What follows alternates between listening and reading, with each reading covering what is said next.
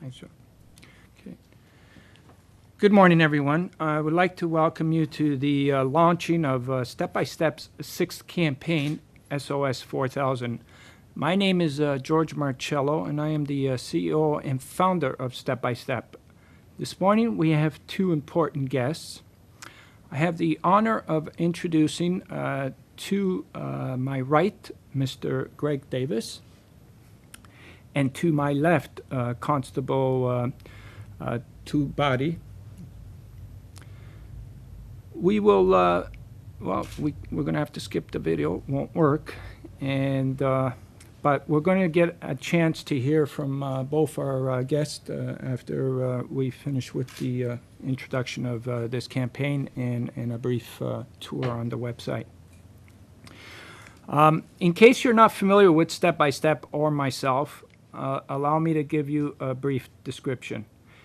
In 1995, with days in my life, I needed a life-saving liver transplant. 5 of us were saved from one person that day.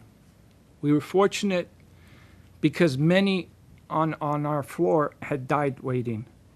I found out that Canada had the lowest rate of organ donations in the world. I became obsessed to change this. And in the most profound and grateful way to the donor family, I walked the first of 4 million steps, or 15,000 kilometers across Canada and parts of Europe. During these campaigns, we at Step by Step also wanted to educate the public about organ donations to address this shortage. Publicity and awareness was a key factor. We created over 4,000 media and reached many government officials. At first, we inspired Premier Harris to allocate $120 million to this issue, and then Prime Minister Chrétien to the tune of $20 million. I also had the opportunity to have an audience with Pope John Paul II, His Holiness, and he encouraged the entire world to become organ donors. We conducted over 2,000 consultations with people from all walks of life and had gathered very important information. The issues and solutions for our organ crisis became clear. We often had to challenge governments to rise up to the occasion.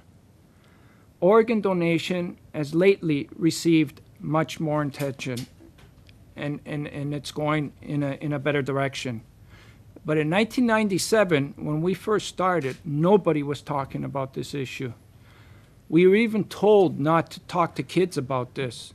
I'm happy to say that MPP David Brandt David Levesque, has brought an educational organ bill forward.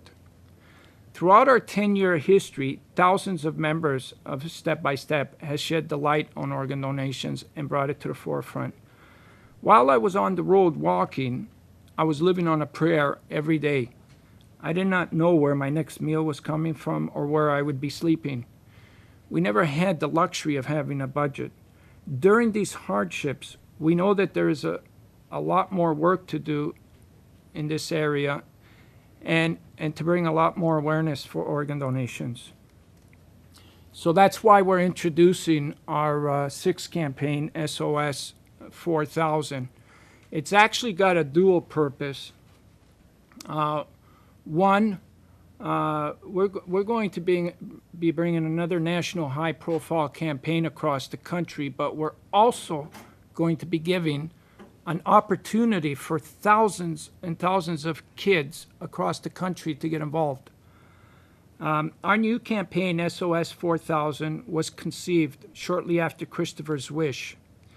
It was actually on May 24th, 2005, that I was announcing this at a press conference right here in this room, that we were going to launch SOS 4000. Our first step when I made that announcement was to go to Europe so that we could visit 5 countries there and bring back information that we gathered from these countries And these countries were leading the world in organ donations. This was called the European tour. During my stay in Paris, I fell sick and I needed another transplant. I was extremely fortunate to receive one twice.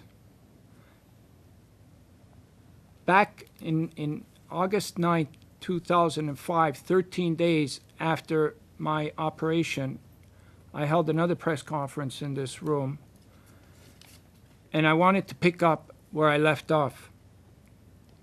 I was trying to get support from the government and had been turned down every time. In the past 10 years, I have lived on a prayer day by day, and we got through each day okay. In this campaign, SOS 4000, we will do it the same way, with faith and determination. On October the 1st, Kristopher will bring the famous torch of life to the first student in St. John's, Newfoundland. That student will carry the torch across Canada and pass it to a waiting student that will be waiting in Gander. The torch will get relayed through hundreds and hundreds of hands across Canada. Each student will become a torch champion in their respective community. The youth are going to champion this issue once and for all. And we will strive to win a gold this time and get Canada to the top instead of the bottom where we've been for quite a while now. This is a unique campaign because it is giving thousands of students an opportunity to do something they probably will remember the rest of their lives. Now, I would like to take you on a tour on our website that we've created, because the website's going to be a big part of our tools in completing this campaign. So are we ready to go at the website, Paulo?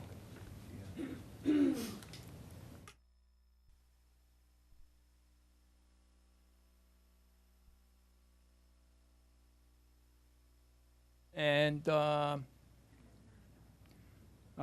we've created this site so that we'll be able to work with all the communities that we're setting up our events with, and all our community partners. During the past 10 years, during our campaigns, we have established literally thousands of contacts in communities right across Canada. So this will be a working site, as well as a site where people can really see what's going on. Paula, if you go to the top right for the contact, people wishing to make contact with me personally will be able to. There'll be a special button right there. Okay, Paula, if you go to the next button, which is our information kit, we feel that this section will be used quite often, because on this section is going to have all our information materials for each community and each school that we're working with. We're going to be working with literally hundreds and hundreds of schools across the country. And if you can press the guide information. And we're setting it up in two phases with the schools. The first phase will be general guidelines about creating the event day in their community, and general guidelines of what it entails to be a torch champion. If you can click that, Paulo, thank you. And it'll give you a complete description of those guidelines. And if you can go back to the second phase. After the torch champion is selected, then we're calling it the second phase, because that's when we start building on the what we're going to be marketing the torch champion and branding the torch champion and building on the event day, so that we can, our goal will be to be getting everybody in that community to take part in that day when the torch is there and the torch champion is carrying the torch in their community. And then on the, if you go to the promotional materials, in this section, and as you can see, it's still updating. We're going to have posters. When I mentioned that we were going to brand the Torch Champions, that's not a good word to use. What we like to say is that we're going to, every Torch Champion that's going to be established, we're going to make sure that everybody gets to know who that Torch person is. So we're going to create posters and brochures with the Torch Champions profile on there. And we're also going to have video productions so that there'll be plenty of promotional materials in each community for community members to see. So if you can go now to the top left and about SOS 4000. And here there's a description of our campaign, SOS. It's just a general description. If media or people want to find out a little bit more information, because during our last campaigns, there was literally thousands of media people that approached us during our campaigns, so we always have to be ready with information. So that'll give our present SOS a description of our present and also of our past 10 years, so people can see what we've done in the last 10 years. If you can go back to the homepage, Paulo.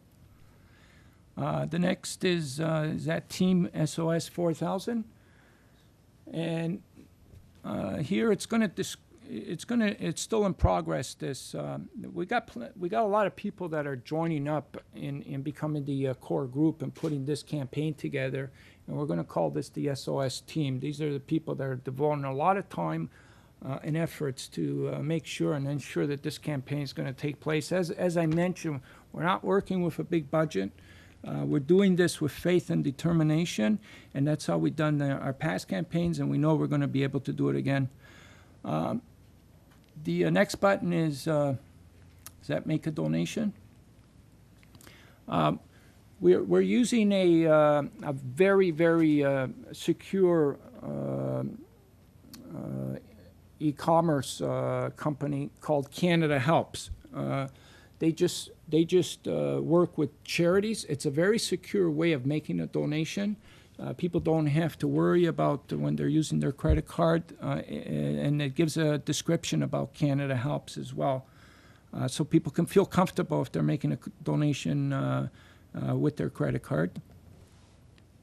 News and events. We're going to keep everybody up to date with any news and events that are going to be taking place during the construction of SOS. We call it the pre-kickoff stage, which we're in right now, and during the campaign itself, and then even after the campaign. There's usually a post campaign where we get a lot of news and media action. And the next button is sponsors, where we've only kind of started on this right now, but we're starting in our own neighborhood. We're getting some sponsors in my neighborhood around the St. Clair and Dufferin neighborhood. We're just getting some local sponsors that are jumping on board for now, and eventually we're going to hopefully create the sponsors, the diamond sponsors, the platinum sponsors, the gold, so on and so on. If we ever get that comfort of getting those kind of sponsors, I won't know how to handle it, because I was just so used to doing it the hard way.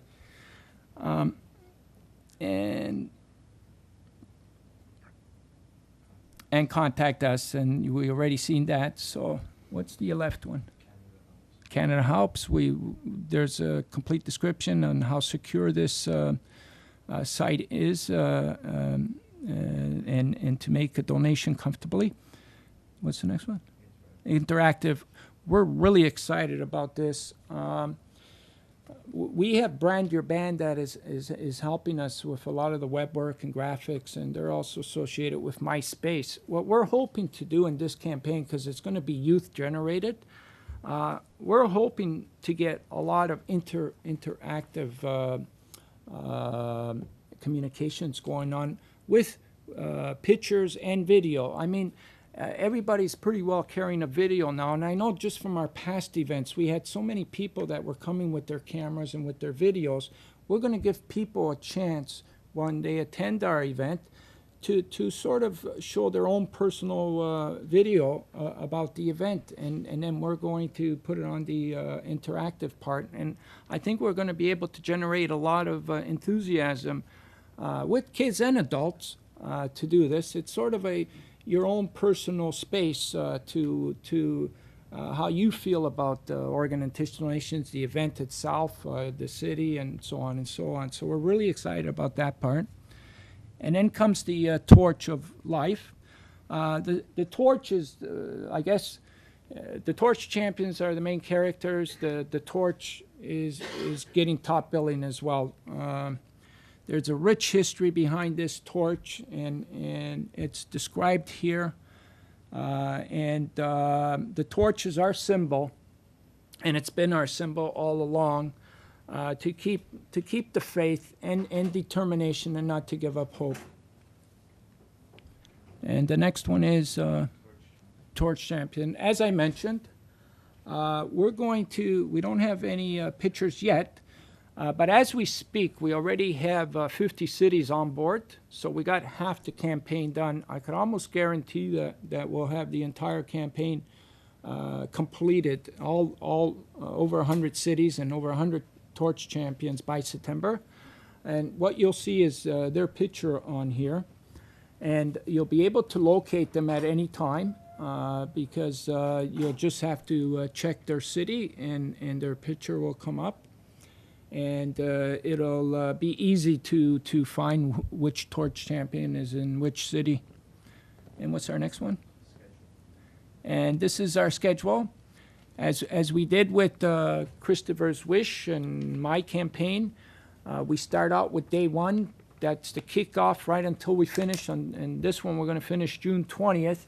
So it'll be day 1 to day 200 and something, 240 or so. Here, as you can see, you can find out our schedule just by clicking the province. And after you click the province, then you can click the city, and the full itinerary will pop up on that city. That's the agenda, what's taking place that day, when the torch is going to be arriving.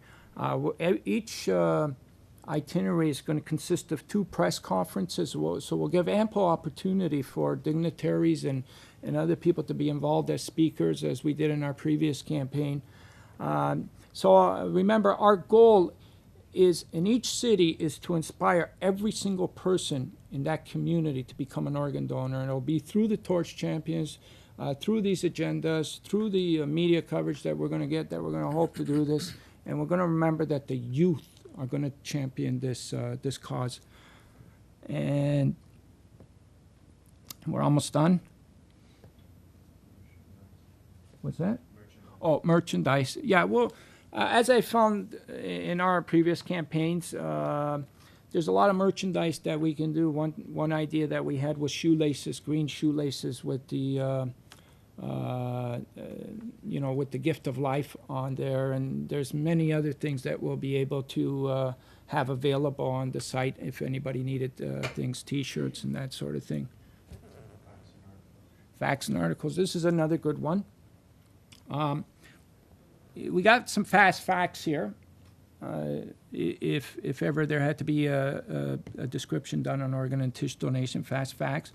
What we've also done over the years is we've collected a lot of articles, and we're given a lot of articles. So we're going to, anybody that's doing any research on organ and tissue donations, about the laws, about any aspects of organ and tissue donation, this is a rich resource place to get your materials. You know, I know we constantly got contacted by university students that were doing essays and things like that.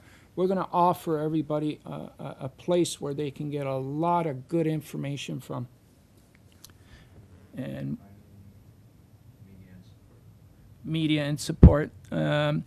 So we're going to be acknowledging all our media support, as well as general support from members from 3 levels of government, dignitaries. They'll be all posted on this area. So if you can go down at the bottom and just click step by step, Now, this is our present campaign, and if you ever wanted to look at what we've done in the last 10 years, you would click step by step. You can skip the this intro. And I'm going to give you a really fast tour on this one. If you want to hit the campaign, you'll see all our previous 5 campaigns, and if you can just click one of them, which one's that, the Toronto-Ottawa Walk? Yep. That was our first campaign.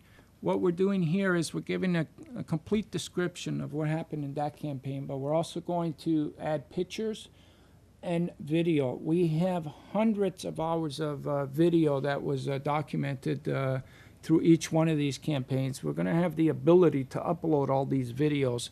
So every time I came to these press conferences, I said that, you know, we had hundreds and hundreds of videos of footage that we've documented during our campaigns. And I never had the time to assemble it and put it together. And this is important information because everything we were saying back in 1999 was said in the latest report by Mr. Smitherman's office with that panel. It echoed everything we said in 1999. All they had to do was look at our footage, look at our information. They didn't have to wait 8 years to come to most of those conclusions that they came out to 2007. So why I keep saying this is because I'm very passionate about this issue, and it still upsets me that we didn't address this earlier, and I'm just thinking of all the lives that could be here today if we did.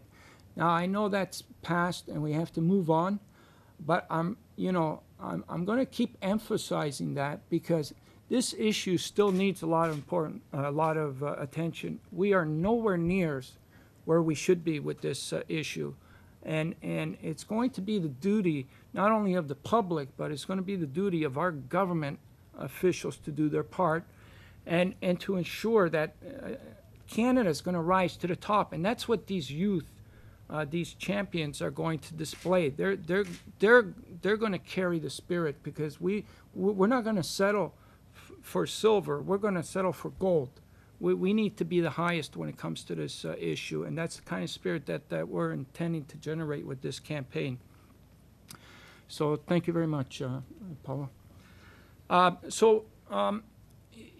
As I mentioned earlier, it really gives me great pleasure to introduce the 2 guests.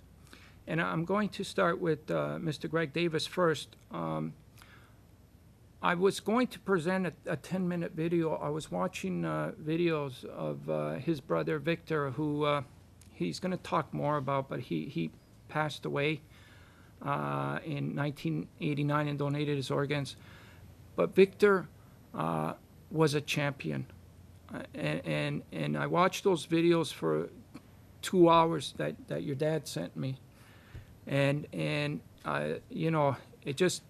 brought me to tears, it brought me to joy, it brought me, there was so many emotions that were moved, and what Victor exemplified was how to become a champion, and in his words, he didn't settle for silver. He wanted the gold.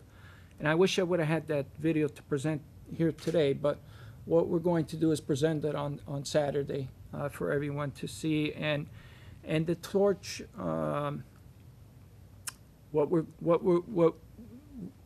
we asked the Davis family, I asked your dad first, if it was okay if we dedicated the torch of life in memory of Victor. And your dad made sure that I mentioned this too.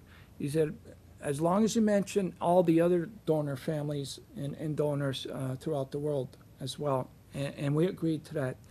And I think it exemplifies, by doing this, by dedicating this torch of life for this new campaign to your brother's memory, it exemplifies everything we're trying to do. We're trying to win the gold here. And under his memory and under his determination, I couldn't think of a more appropriate person to dedicate it to. So that's my brief introduction in introducing you. Thank you, George. Not entirely sure how to start. Not really used to public speaking. I'll do my best, though. We're really quite that George has decided to honor Vic in this way, and we've always been very proud of the fact that we did donate Victor's organs. It was a difficult decision at the time, but it's one that we have gladly lived with.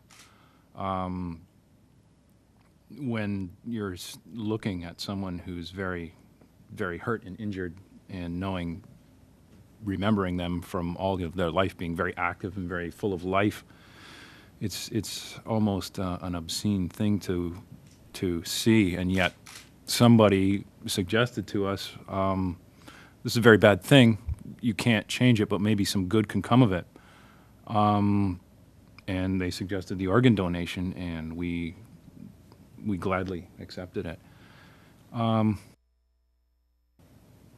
A short while later, it's not very common, but we found out that one of the recipients of some of Victor's organs was a man that was 51 years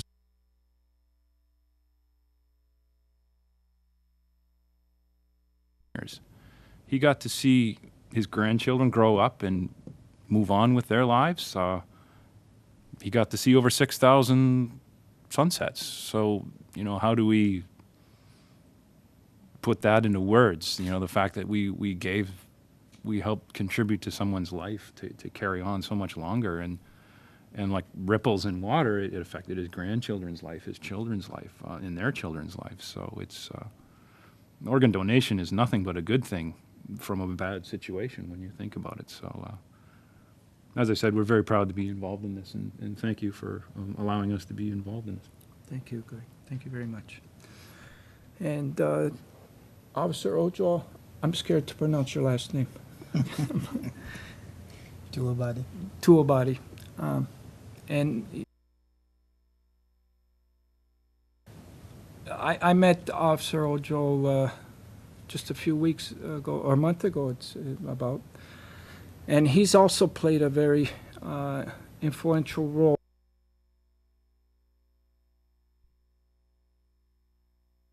for Toronto Police as well in the area of Eglinton, Dufferin, Mali, Lawrence, Dufferin. This is called sickle cell. Now, I'm not an expert on sickle cell, so I can't tell you much about it other than the fact that I understand sickle cell is a group of genetic disorders caused by sickle hemoglobin. And it appears that the process of this disease actually damages the red blood cells membrane and can cause the cells to become stuck in blood vessels. And what happened then is that the victims of this disease can go into an episode at any time. But at the same time, like any of us, they need to live a normal life. And which means to go to summer camp, they have to have professionals there, doctors, nurses, social workers, and all kinds of things like that. Of course, that takes money.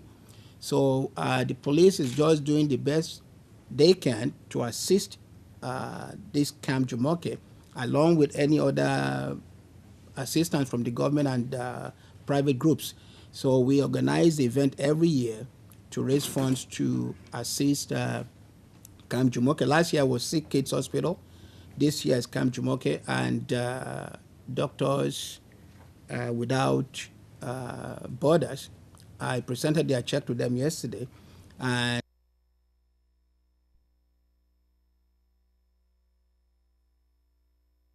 you can come in and wanting to go into a pavilion, which is Jamaican or Scotland or Japan, and you'll be able to taste food from these individual countries by paying. I'm sure that my chief is always for that, to assist the community in any which way possible, to make sure that we understand the fact that the police are the community and the community are equally the police at the same time. Thanks. Thank you very much, Officer Ojo. Well, that brings a conclusion to this press conference. If there's any questions, just to let you know, our soldier has to leave in about 7 minutes. So if you wanted to interview him before he leaves. And I want to thank everybody for attending.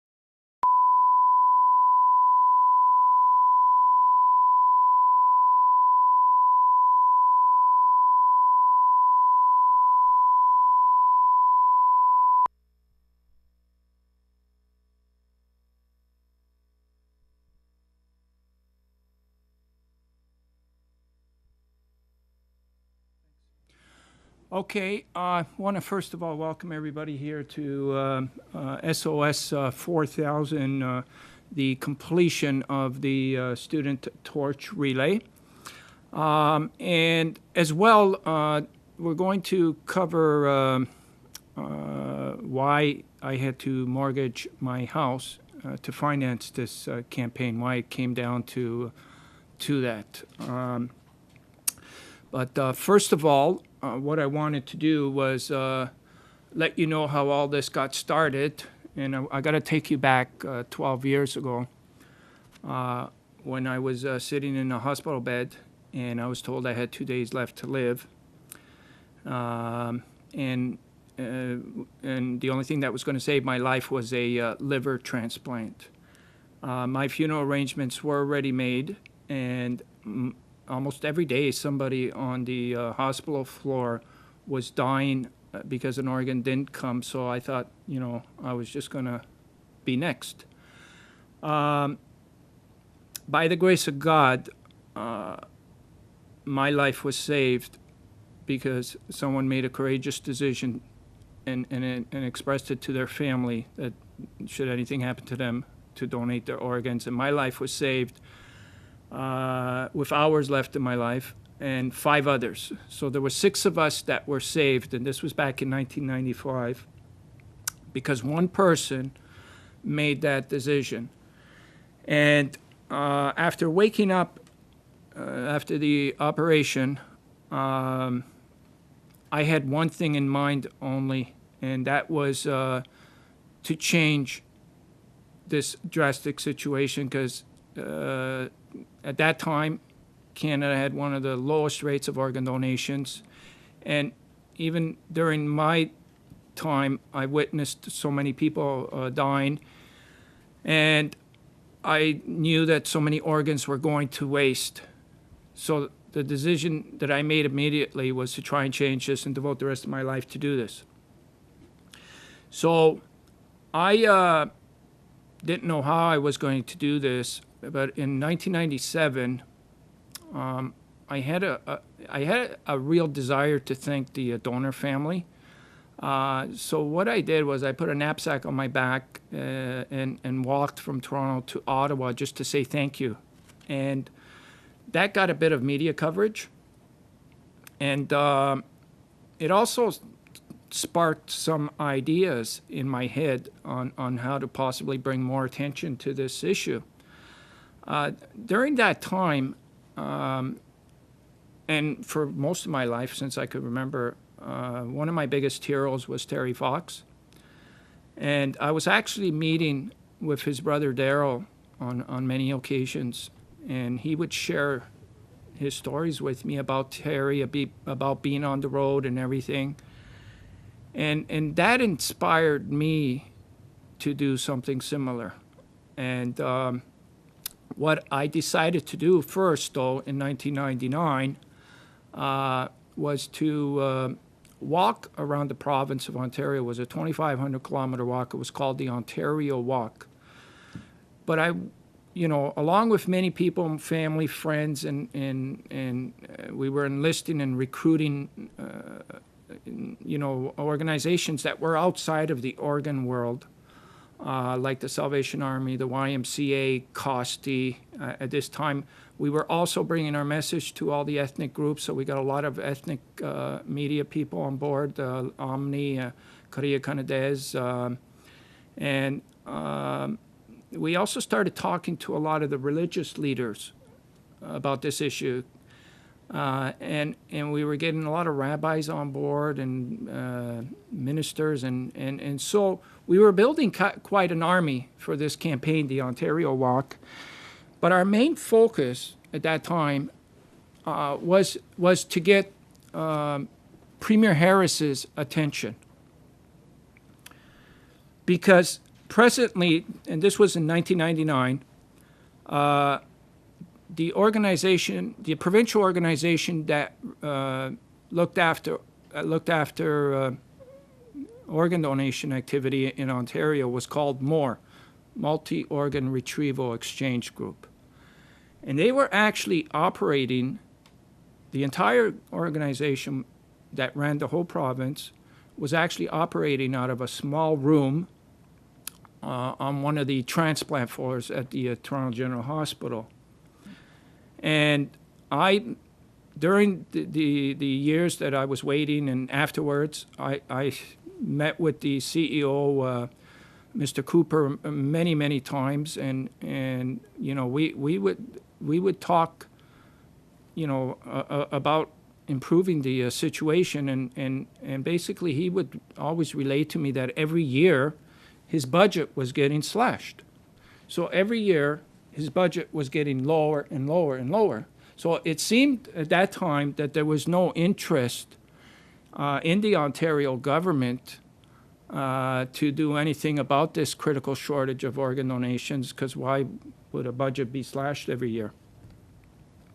So our main focus was, let's get Premier Harris's attention so that we can bring to him this important message, and we had hopes and faith that he might be able to do something once we got his attention. So what we did was we organized a 50-city tour around Ontario, but strategically at each stop we would invite a local conservative MPP to that meeting, so that they would be able to see firsthand what the situation was, because we'd always have people that were on the waiting list that were attending. We had students that were organized by the YMCA. We had people that had donated their organs. So anybody that was attending any of our activities would see firsthand the critical need and the desperate need of this situation. And we knew that each MPP that was there was going to bring the report back. So I think it was around North Bay, and it was actually Premier Harris's hometown, that we met his niece. And there was also something else going on at that time. It was the Heritage Festival. It was one of the biggest festivals of the year in North Bay. And there was also an 8-year-old girl that was in need of a transplant, and her name was Julie Perota. And I think that was one of the highlights of the Ontario Walk, because we got national coverage, with our campaign and Julie's plight. And somebody relayed to me that Premier Harris was listening to you, and he was paying attention. And so as we were finishing our walk, it was in Guelph, just before I was coming to Toronto on the final week, that I got a call from the Premier's office saying that the Premier had been watching your story, collecting all the media and listening very carefully, and he was convinced and inspired, and he was going to do something. And it was during the time he got he won his second election, and he was preparing the throne speech in October. And his assistant asked me if I would like to come to the throne speech, because it was there that the premier was going to make a big announcement about organ and tissue donations. So what I want to do at this time is just play you back what happened after that, because my words could mean nothing. You know, a picture usually is 1,000 words. So I'm going to do that now.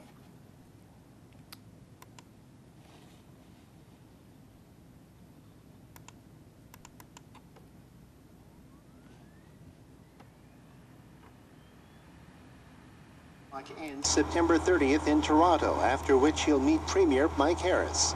There's talk about me being acknowledged at the throne speech on the 21st and having an audience with him soon after my walk is finished. And we're going to tell him I'm going to give him my report. We got a really good feeling we're going to get his.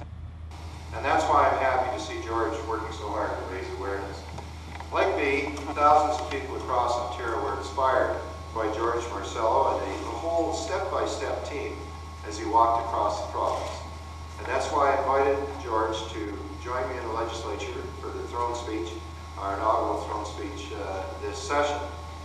We announced the advisory committee to raise awareness with George's help, and we asked Don Cherry to be honorary chair of that advisory committee. George's Ontario Walk was an unqualified success, helping thousands of people to choose to sign for organ donation, and I know he can do the same through the Cross Canada Walk. In closing, George, I believe I can speak for everyone here today in wishing you the best of luck as you embark on your coast-to-coast journey, and I can assure you you have my support and our government's support, and any support that I can bring. I'll be meeting, in fact, with the premiers from across the country early in February, and I'll enlist support from them, so you have a friendly reception as you go from border to border across this country.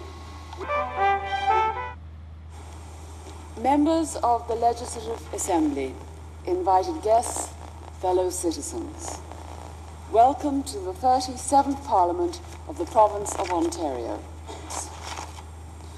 George Marcello waited years for a donor before his life-saving transplant in 1995.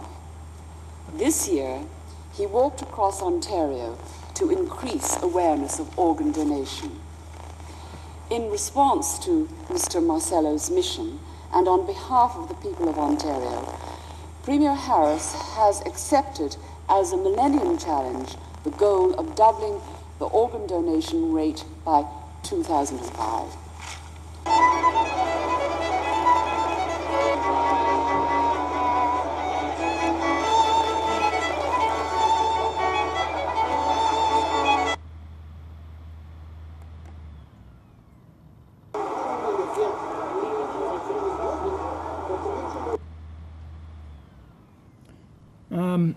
Why I stopped there is what happened in October after the throne speech and the announcement was made that $120 million would be put into a new agency that was going to be created so that the rate of organ donations could be improved and tackled and all the issues addressed. This was like an explosion of news, especially those that were in the organ donation game. I don't think anything has ever been heard of that magnitude because this issue has been constantly ignored. As a matter of fact, before I did the walk, people were still under the impression that anybody that received a organ transplant were hooked up to 1 million machines and it was only a matter of time before they would pass away. Nobody really knew what the success stories of organ donation was and that there was a very critical shortage. So this was big news. And so what usually happens is when the government comes up with an idea to address something, they create a new agency. And then they get somebody to scout to bring in all the players that are going to run the agency. So at that time, it was called the Premier's Advisory Board on Organ and Tissue Donations. And during the time of this board, what they were doing was assembling the team together that was going to manage the $120 million and to uphold the mission, because that's the reason why the agency was being created, to double the organ donation rates by 2005. So that's pretty simple. It makes sense. So everybody was in heaven, especially those people that were on the waiting list. Hope was just around the corner. Things were going to get done. So during that time, I was also presenting my report, and this was based on all the information that we have gathered while we were in Ontario, because while we were doing our Ontario walk for the past 5 months, we were talking to literally hundreds of thousands of people, including health officials, including contacting other countries on, what are the ways we can fix this problem? And we came out with a list of suggestions. The list of suggestions that we came out with in 1999, just to fast forward on this, all of them were finally fully accepted by George Smitherman's team in 2007 when he did that Citizens Panel on Organ Donations. So 8 years later, and I might add that not all these suggestions have still been acted on, but the suggestions that we provided in 1999, only a few have been acted on since 2007. And I can go through every single suggestion that we brought to him. And these are all areas that could improve the rate of donations, including looking at a new system that the Europeans were using at that time, and heart dead donations, and all kinds of other things, live stranger donations. I'm also looking at the possibility of creating a federal system with a provincial mandate, which seems to work more effectively in all the countries that have used that. That was another, these are all things that we brought to this advisory board during the time they were assembling the team. And we have been repeating over and over and over again for the last 9 years. No, it's actually been 9 years. And I was really hoping to be part of this new agency, and everybody thought I would be part of this new agency, and all the and members of the step-by-step team. And I showed you that last clip there, where it shows that that didn't happen. All of a sudden, in January 2000, I find out that I'm not going to be part of this agency, that they had already selected their members, and they were already in the process of constructing an agenda, and that I wasn't going to be included. And up to this day, there was never an explanation on why that happened. That's one of the million-dollar questions that before I die, I hope to find out, why me or any members of the step-by-step team were not included in this agency. So during that time, I was planning to do the Canada walk, and the Liberals at that time were hearing about what happened with my plight, and all of a sudden, I'm gaining new allies with the Liberals, and I just want to show you the next clip here.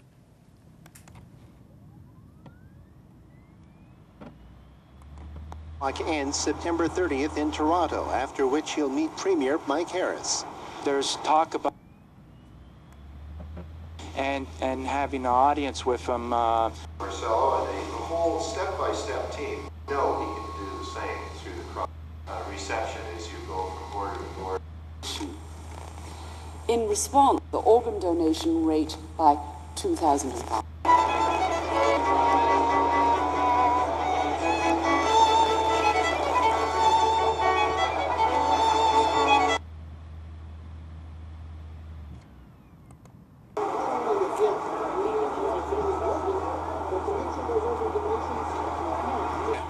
George is tied up, but I just want to add, on behalf of the legislature, our respect for what's being done here today. We've got an individual showing what one person can do, and in George's case, he's already shown what one person has already done.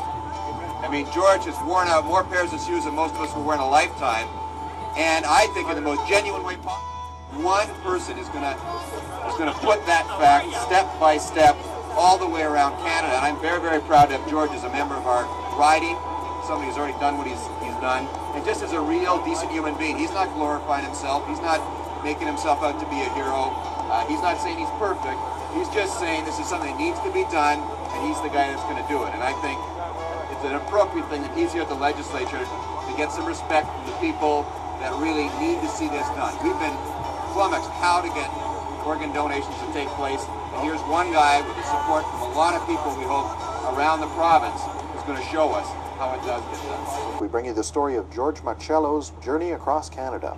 For the last 250 days, George has been on the road telling Canadians about the shortage of organ donations and the vital need for a national donor registry. Actually, today is day 252. When you're sorting in the neighborhood. Yes, it is. Yeah. You know, as Mr. Rock has mentioned, he's been following my campaign, and you know, he was hearing what I was saying. Of a donated organ, whose life was renewed as a result, and has been spending the last few months walking across the country, carrying a torch, talking to families and Canadians along the way, bringing home the point that we should all be aware of the importance of organ donation. George Marcello, congratulations and thank you for what you've done. It's 10:15 here in our studio in Vatican City. I'm Laura Angela Bagnetto. I'm sitting next to a man who has crossed one of the world's longest land masses on foot. Before I introduce him, let me give some background to his Herculean effort. Thanks, George, and good morning, everybody. I'm involved because I care. I want to hold it there. As you could see, we also got the Prime Minister's support, Chrétien at that time. That was Alan Rock, the health minister. And they created a national campaign and put $25 million into it. And it was like a rerun. I went through the same thing with them. They didn't put us on that board either. And again, all the recommendations and any new stuff that we had gathered during the Canada Walk, which was a lot more information that we were gathering along the way, we presented to the health minister and Mr. Rock. So after I finished the Canada Walk, we did another campaign with a 14-year-old boy named Kristopher Knowles in 2004. Christopher was 14 and he needed a liver transplant. And the torch that we were carrying across Canada was passed to him, and he carried it across Canada in 2004. And it was during that time that the provincial Liberals got in power. Premier McGuinty formed a government, and all the signs seemed like they were going to get behind us and support us, and finally we were going to have an active part with the Trillium Gift of Life Network, and we can get a lot of this work done. Smitherman, Health Minister George Smitherman, was there to appear at all our press conferences shortly after they all got after the throne speech, and things looked very positive. And during the time of Christopher's wish, what it turned out, to be blunt, was just a set of photo ops that the minister was appearing with Christopher. He was calling Christopher, "Here's my new healthcare hero, Kristopher Knowles." And anytime there was a big press conference, Minister Smitherman would be appearing with Chris to do but nothing was being looked at, any of our suggestions, and there was absolutely no assistance from him or the agency that he runs, the Trillium Gift of Life Network. Absolutely nothing. And so I'm not taking sides here, you know, liberals, conservatives. I'm not taking sides here. Today, I'm looking for answers, and I'm also you know, asking why have we continuously been rejected.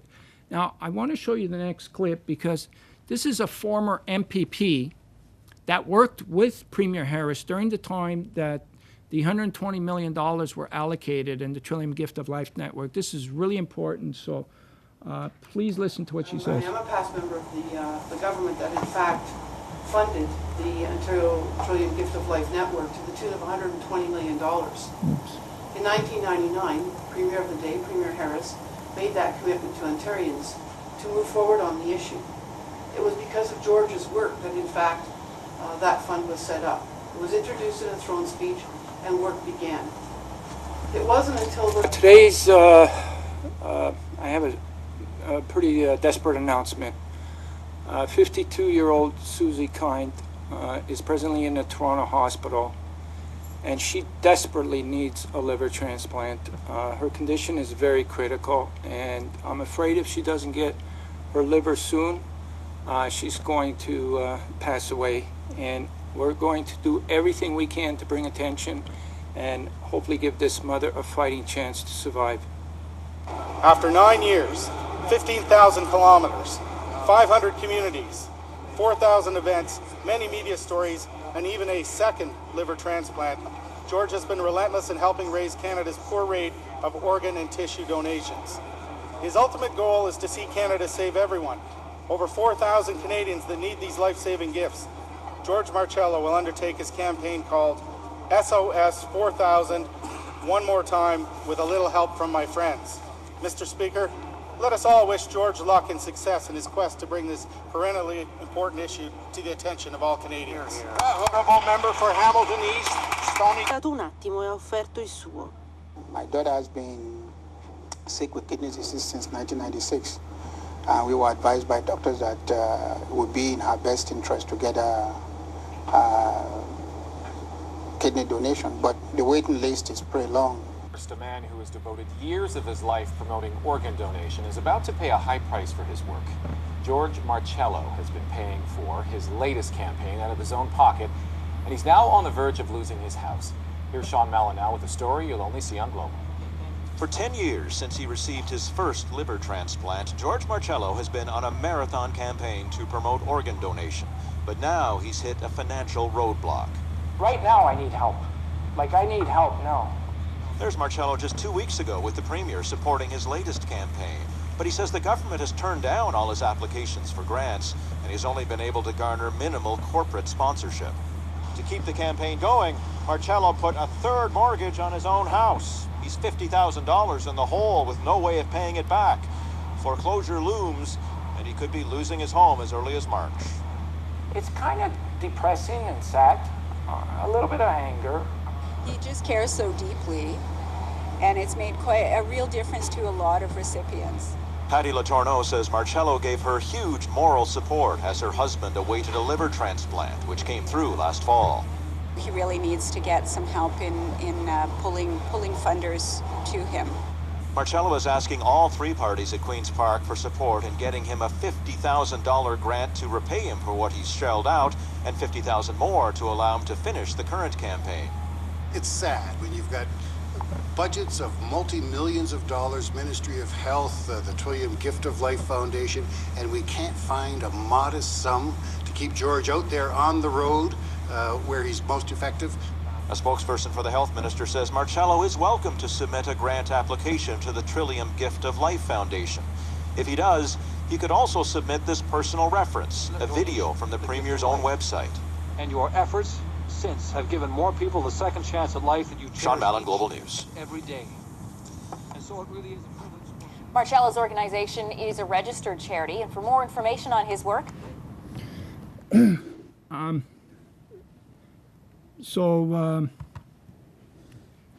put it? 2 pieces of paper.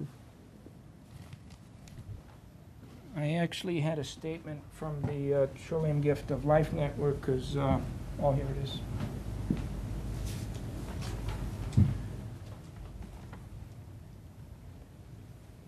As you heard, the assistant from the minister's office said to make an application. We did for the umpteenth time. And here was our response from the Trillium Gift of Life Network. I am very sorry to have informed you that the Trillium Gift of Life Network will not be funding your application for financial support for your organ donation efforts.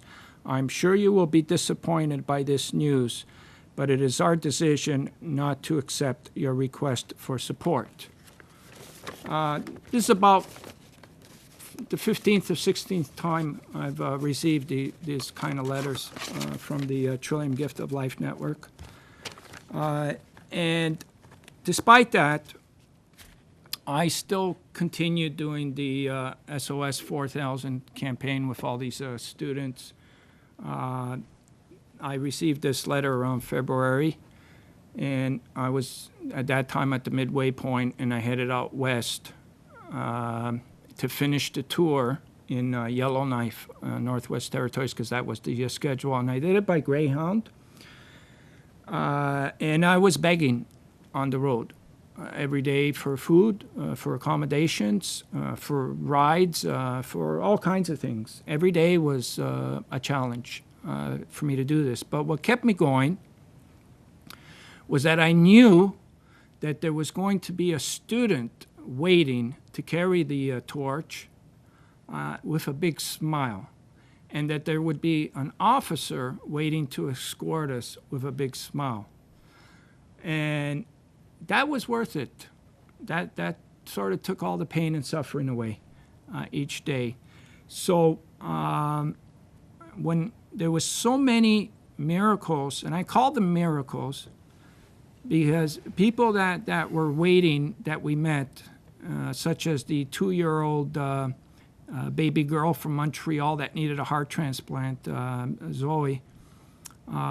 She was in desperate need. We just found out that she had received a heart.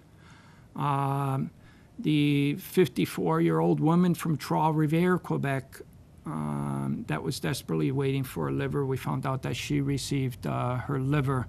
When we went through Bathurst, New Brunswick, the students talked to a large crowd of students, and some of those students, unfortunately, ended up in a bus accident later on.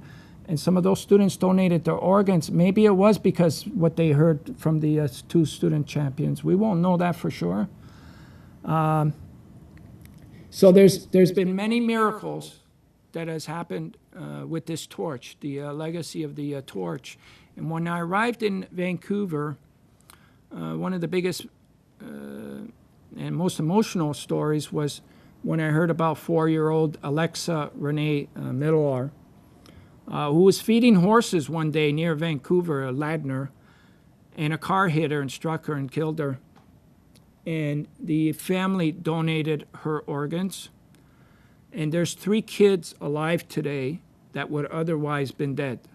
And the family was courageous enough to be a hero twice, because not only did they unselfishly do that during a very difficult time, but they also wanted to try and inspire other families, and they gave me a statement to read out to everybody. And this is for immediate release for the exclusive use of George Marcello from the SOS4000. Our dear child Alexa possesses an amazing strength of spirit, and during her short time here on earth, this spirit touched and influenced many. Contribution is at the heart of our family, and more importantly, personifies who Alexa is. Therefore, it was a natural and logical choice to allow Alexa's body and spirit to provide life to others. You need to know that with organ transplant, the giver's families benefits in many ways. knowing that the seeds of life and strength of spirit of their loved ones are transplanted into others provides unprecedented and unexpected comfort. Organ transplantation is about doing the right thing at the right time. It should be an easy decision. People have choices in life, and these choices will ultimately define who we as a people, as a community, and as a nation are. So today, we encourage you to make the right choice. In honor of Alexa's spirit and in support of SOS 4000, these are life-defining decisions, and they will benefit many. Alexa made a difference, and we ask that going forward, you do the same. Yours sincerely, Michael, Laurel, and Christian Mellilar.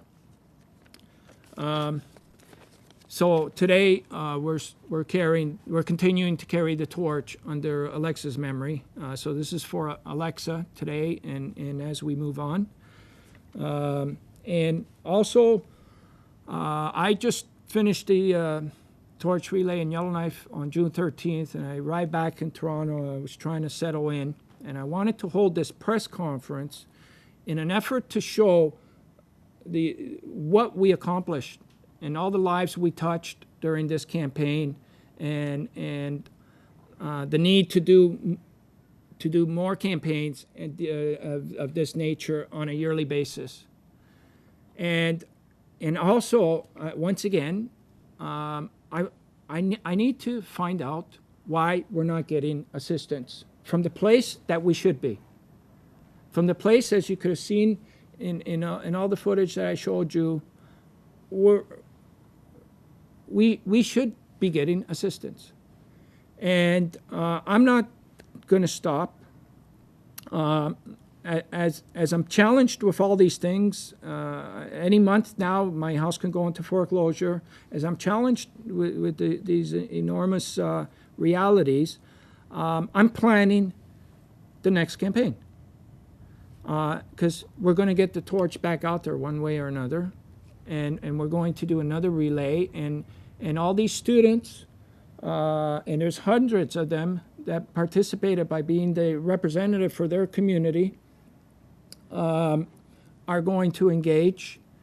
And we're also going to do this with police officers. A police officer will be selected in the next one to represent the city as well. So it'll be a police officer and a student that's going to do the next one.